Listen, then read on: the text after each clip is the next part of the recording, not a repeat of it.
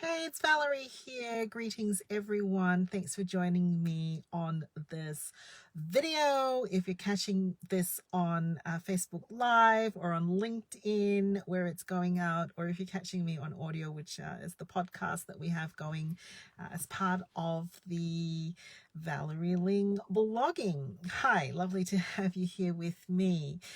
Quarter 1, Quarter 2, Quarter 3, Quarter 4. This is how one's brain works when you are a business owner and when you're leading a team. And lo and behold, it is autumn. It also means that Quarter 1 is fast finishing and we are ushering in Quarter 2. So I'd like to talk to you about really believing in the fact that actually it's not about doing less. It's about doing more of the right thing. Hi, Anushia. Nice to see you here. It is a myth. And one of the reasons why I started doing the work that I was doing is that there was this blanket assumption that if you're exhausted and if you're really tired, you should just do less. There's nothing wrong with doing less, as in pulling back, having a rest, taking a break, and having a vacation, but it's actually contraindicative to mental health when you pull yourself out of activities that are actually really important and life-giving for you. So if you throw a blanket on the flames of meaning and passion and aspiration and connection and just say do none of that and rest because you're exhausted, you also kill a kind of a lifeline to your mental well-being. In fact, more and more evidence is showing us that it's about knowing what to do more of. You got to do more of the things that provide you with purpose and meaning and connection and joy and pleasure and fun and all of those things. You need to be doing more of those things. In an article that I've been reading this week, there was an actual study that looked at if you were to get people to chunk those meaningful activities. So let's say you're volunteering, right? I'm going to use animals today. It seems like a cute thing to conjure up in your head. And if you were part of I don't know, like a puppy shelter, for example, and you already work like a massive job, Monday to Friday, but on Saturday, as I do know some people who do this, volunteering is really meaningful for you. It's in your top values.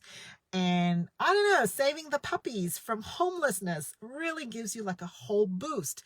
Well, there was a study that actually suggested that even if you're working full-time, hi Lana, thanks for joining me.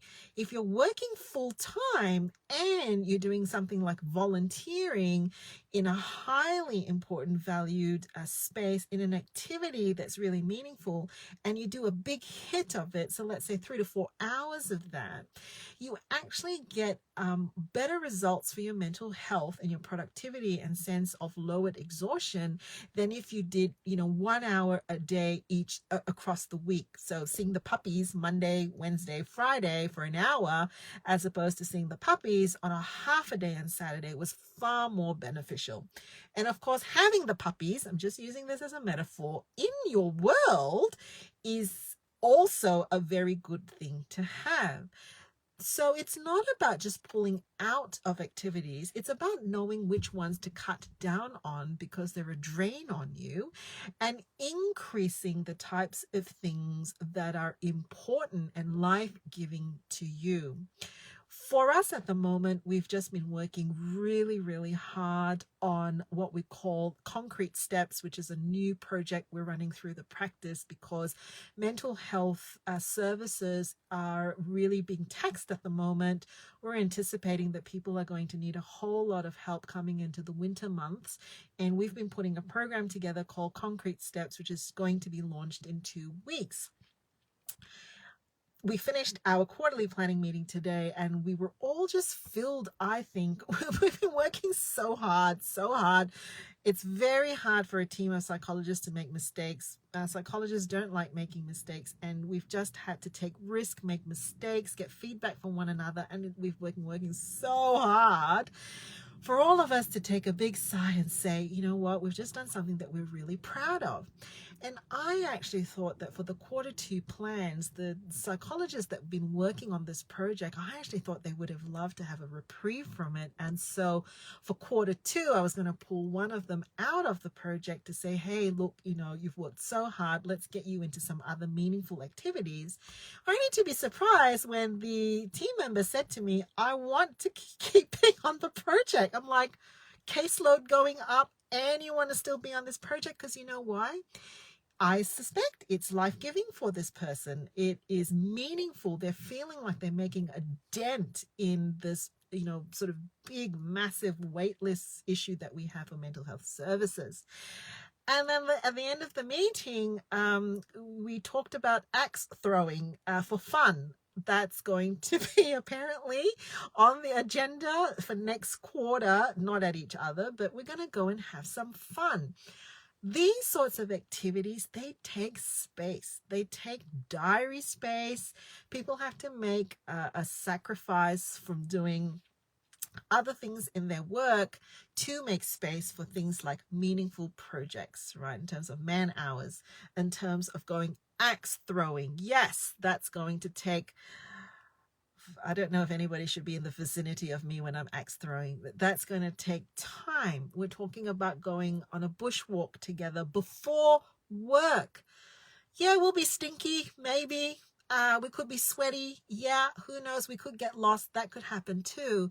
But we've got to make space for these things. And what we will find is that when we've identified the things that bring us joy, that bring us a sense of purpose, like, you know, we're doing something that's making a difference, as is our upcoming program called Concrete Steps.